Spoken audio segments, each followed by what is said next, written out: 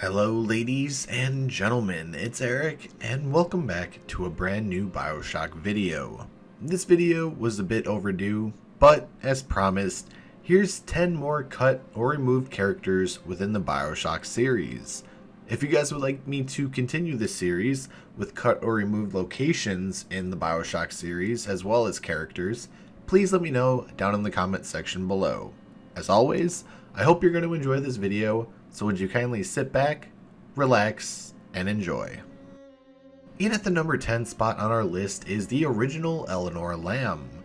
Originally, in Bioshock 2's development, they wanted one singular big sister to hunt Subject Delta throughout the entirety of Bioshock 2. Here's where one of Bioshock's trademark plot twists would have occurred.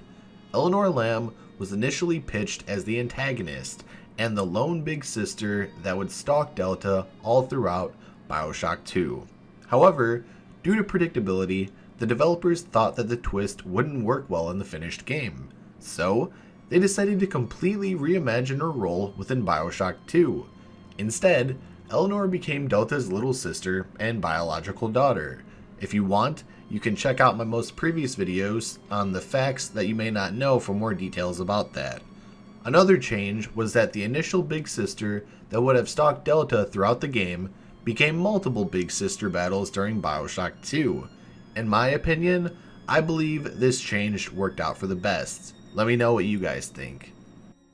In at the number 9 spot we have the original Sophia Lamb. Initially, at the start of development of Bioshock 2, 2K Marin wanted Sophia Lamb to act as a guide to help Delta navigate through the destructive Rapture. Doesn't this sound a little bit familiar? You know, kind of just like how Atlas and Fontaine did to Jack in Bioshock 1? I thought so. Then when Subject Delta had arrived at Lamb's quote-unquote safe point, she would have ended up betraying him, taking Eleanor for herself, then proceeding to kill Delta just like in the opening cinematic of the game. Thankfully, this didn't occur because I believe 2K Marin would have faced severe criticism for essentially reusing Bioshock 1's story, just with different characters. I'm just glad that 2K Marin gave their own unique story while still using elements and actually paying homage of the events of Bioshock 1. And at the number 8 spot we have the original Gilbert Alexander. Originally, another idea was pitched for Gilbert Alexander on how he became mutated. So, originally, 2K Marin had Alexander design and construct the Big Sister suit. Then, having contact with multiple Big Sisters would have originally mutated him, instead of the giant vat of Adam which Bioshock 2 players are quite familiar with. Another idea 2K Marin had was essentially a breadcrumb trail. If you don't know what I mean, let me explain. What I mean by this is that Gilbert would have had total control of all Adam in Rapture. Wherever you would see those Adam-infused plants, like the sample you were given when dealing with Alexander in Bioshock 2, the plants would have indicated where Alexander had been previously, essentially showing the influence he had over the Adam and also the plant life that was surrounding him within Rapture. In the end, both ideas were scrapped for the final game, and I believe that was for the best. Number 7 on today's list is my personal favorite one of the video. Hopefully it'll be yours as well, but again, it's all due to your personal preference. So, in at number 7, we have the original Alpha Series Big Daddies. As I've mentioned before, with the Vigor Junkies of Bioshock Infinite, 2K Marin had a similar idea within Bioshock 2 that had to do with the Alpha Series Big Daddy models.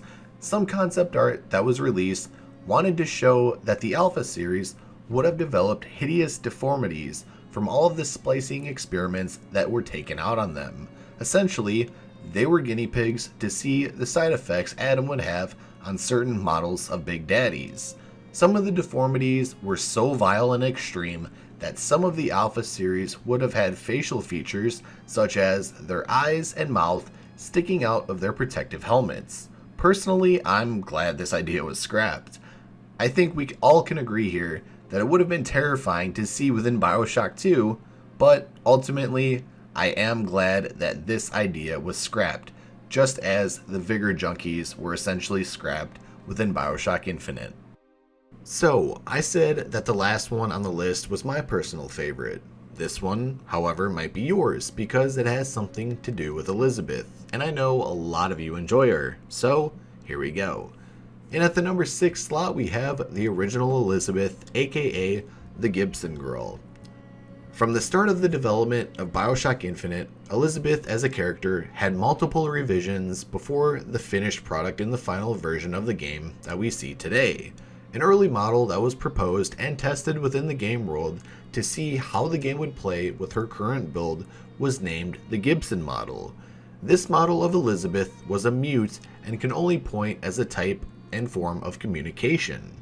This model, however, was based off of illustrations of women and their apparel during this era. Ultimately, Irrational scrapped this particular model very early on within development, and personally, I do think that was for the best. Now, hear me out.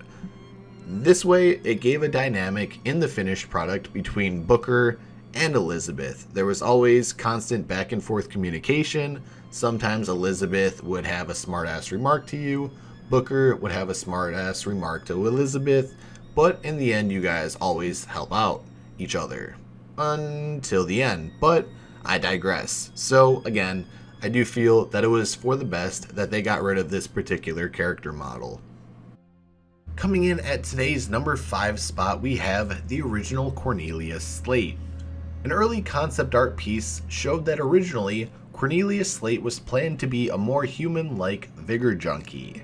I've made a video on these Vigor Junkies in a previous cut content video.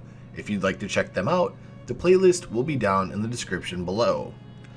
Instead of having just a crystal or two on his head from the use of Shock Jockey, Irrational wanted more crystals to protrude along his soldier's uniform.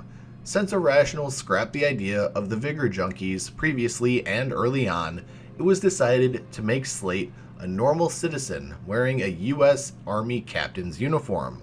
But still, they ultimately kept a few of the crystals that were sticking out of his head in the finished game. Here's another fun fact about Slate. There was an unused fighting mechanic and fight scene between Booker and Elizabeth having to fight Slate. Again, this fight scene was scrapped. Personally, I would have loved to experience a boss fight between myself and Cornelia Slate. I think that would have added a lot more depth to the bosses within Bioshock Infinite. Let me know what you guys think down in the comment section below. I'm genuinely curious and interested to see if you would have liked to fight Slate. And at the number 4 slot, we have everybody's favorite prophet, the original Zachary Hale Comstock.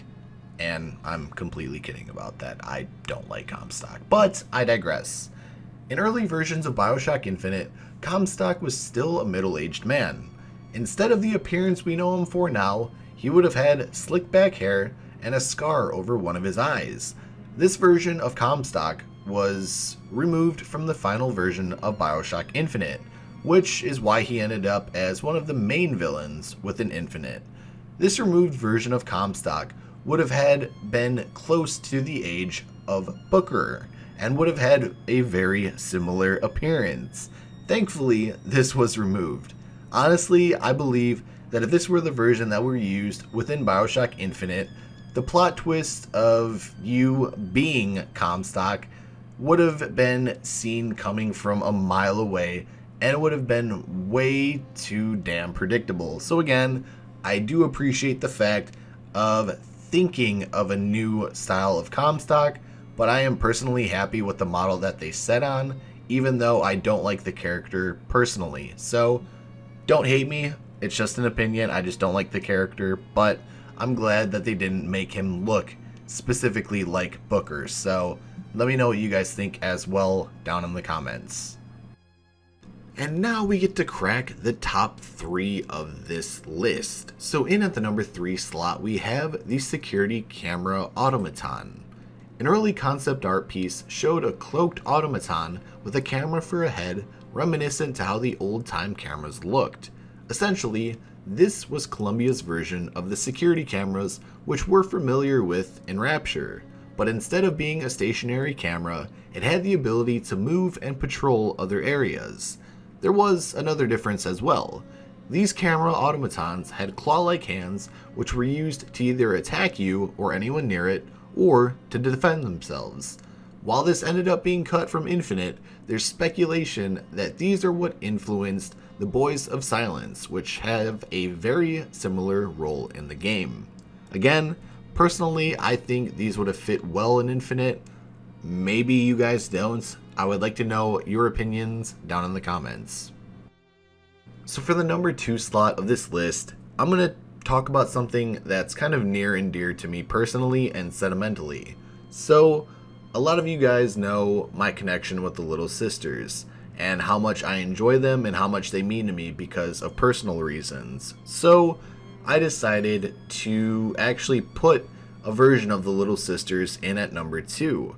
So for that, we have The Little Sisters and Burial at Sea, Episode 1. Now before I give you guys the information, this is something that I wish would have stayed in Burial at Sea Episode 1. Just for the simple fact, it would have gave more humanity to the Little Sisters instead of just treating them like these atom factories, or not even children for that matter. This would have actually showed that these are just little kids, and the fact that a lot of people in the Bioshock universe just saw them as atom factories, or at least splicers saw them as atom factories, and even the people that were still in Rapture. It kind of is a little bit sickening. Anyways, that's enough of that rant. I do apologize. But during the alpha footage for Burial at Sea Episode 1, something very innocent and interesting was removed from this DLC. Booker would have encountered a group of little sisters walking into the Little Wanderers educational facility with their instructors. You, as the player, would have been able to walk up to the window, and you would have been able to watch the little sisters do things just as playing games, daydreaming, and just acting like little kids behind the window within the educational facility. So again, I do wish that this would have stayed in the finished product, just to give you a little bit more of a sense that these are just kids that were taken advantage of because they were able to manufacture atoms. So yeah, that's all I'm going to say about that for now.